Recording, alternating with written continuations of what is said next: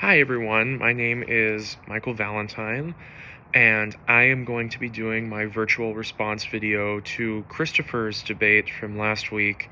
where he argued that the ICC has been an effective mode for trying war criminals in the international community. So, first I want to say that I think Christopher made some really good points, especially about the ICC creating space, as Dr. Ripley has mentioned a lot in this course, for smaller states where in any other situation it would be harder for them to have their day in court against a larger, more powerful state. So in that sense, I do agree that that's been a major aspect of international courts such as the ICC. However, I do disagree a bit with that being one of the main arguments made for why the ICC has been effective, because we still have states such as our own country, the United States, who refuse to accept the jurisdiction of the ICC when it comes to trying people as war criminals or in any case whatsoever. So I think that, that is a huge aspect of why the ICC has not been really at all effective in trying these criminals outside of major trials such as the Nuremberg trials, which was the foundation for the ICC. Christopher also brought up that if a country wanted to go after another in the ICC, then I would argue, what if that country doesn't accept their jurisdiction, like I just mentioned? So I think that the whole argument that the Nuremberg trials were so effective is only just one instance of this on the international level. And then Christopher also made the point that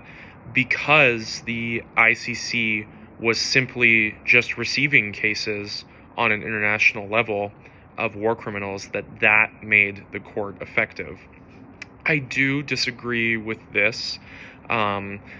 because of the fact that since nothing is coming of these cases, there's really no judgment or no responsibility being taken by the war criminals that are being tried because their country won't accept the jurisdiction of the ICC, that this makes the court inherently ineffective